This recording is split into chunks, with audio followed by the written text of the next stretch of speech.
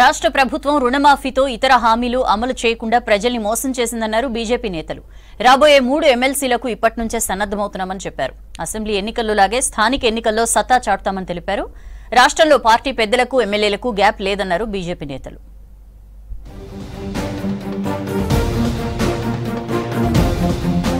Falls హామీలు ఇచ్చి కాంగ్రెస్ అధికారంలోకి వచ్చిందని అన్నారు బీజేపీ స్టేట్ చీఫ్ కేంద్ర మంత్రి కిషన్ రెడ్డి. బీజేపీ రాష్ట్ర కార్యాలయంలో పదాధికారుల సమావేశం జరిగింది. అర్హులైన చాలా మంది రైతులకు రుణాలు మాఫీ కాలేదన్నారు. హామీలు ఇవ్వడం తప్ప కాంగ్రెస్ ఏది అమలు చేయలేదన్నారు కిషన్ రెడ్డి. అధికారంలో ఉన్నటువంటి కాంగ్రెస్ పార్టీ అనేక రకాల హామీలు ఇచ్చింది. అందులో ఒక హామీ రుణమాఫీ. మాకు రోజు రుణమాఫీ జరుగుతుందా జరగదా, ఏ ప్రాతిపదికన రోజు రుణమాఫీ చేస్తున్నారు, ఎవరికి చేస్తున్నారు? ప్రతిరోజు వేలాది మంది రైతులు బీజేపీ రాష్ట్ర కార్యాలయానికి ఫోన్ చేస్తున్నటువంటి పరిస్థితి. ఏ ఒక్క హామీ కూడా అమలు చేయలేదు. చేస్తున్నాను చేశానని గొప్పలు చెప్పుకుంటున్నటువంటి ప్రభుత్వం అది కూడా మరి నిర్వీర్యంగా ఉన్నటువంటి పరిస్థితిని మనం అర్థం చేసుకోవాల్సి.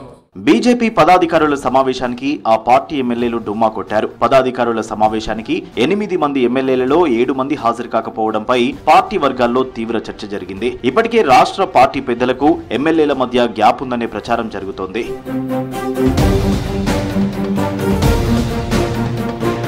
ప్రత్యేక తెలంగాణ రాష్ట్ర సాధనలో స్వర్గీయ సుష్మా స్వరాజ్ కీలక పాత్ర పోషించారని గుర్తు చేశారు కేంద్ర మంత్రి కిషన్ రెడ్డి. ఉద్యమకారులకు అండగా నిలబడి వారిలో ధైర్యం నింపారన్నారు. సుష్మా స్వరాజ్ వర్ధంతి సందర్భంగా బీజేపీ స్టేట్ ఆఫీస్ లో సుష్మా స్వరాజ్ ఫోటోకు నివాళులర్పించారు కిషన్ రెడ్డి.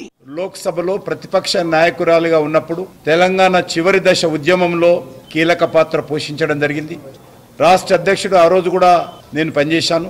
తెలంగాణ ఉద్యమానికి మద్దతుగా, ఉద్యమకారులకు అండగా తెలంగాణ రాష్ట్ర సాధన కోసం నిర్వహించినటువంటి అనేక సభలలో వారు ప్రసంగించడం జరిగింది. గొంతు ఎత్తినటువంటి తెలంగాణ ప్రజల గుండె చప్పుడై తెలంగాణ వాణి వినిపించినటువంటి చరిత్ర శ్రీమతి సుష్మా స్వరాజ్ గారు. ప్రతి ఇంటిపై ప్రతి పౌరుడు జాతీయ జెండా ఎగరవేయాలని పదాధికారుల సమావేశంలో నిర్ణయించామన్నారు బీజేపీ రాష్ట్ర ప్రధాన కార్యదర్శి కాసం వెంకటేశ్వర్లు. రేపు అన్ని జిల్లా కేంద్రాల్లో హర్ ఘర్ తిరంగా సమావేశాలు నిర్వహించనున్నట్లు చెప్పారు. ఈ నెల 10-11న స్వాతంత్ర్య సమర యోధుల విగ్రహాలను శుభ్రం చేసే కార్యక్రమం చేపడతామన్నారు.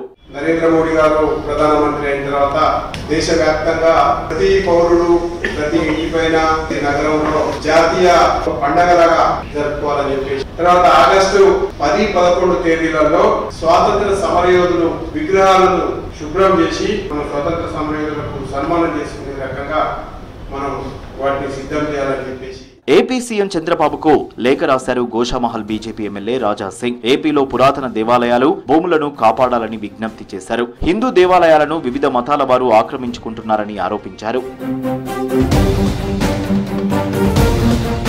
రాష్ట్ర గవర్నర్ జిష్ణుదేవ్ వర్మను కలిశారు బీజేపీ రాష్ట్ర మహిళా మోర్చా అధ్యక్షురాలు శిల్పారెడ్డి. తెలంగాణలో అత్యాచారాలు, అఘాయిత్యాలు ఎక్కువయ్యాయని జోక్యం చేసుకోవాలని గవర్నర్ను కోరారు శిల్పారెడ్డి.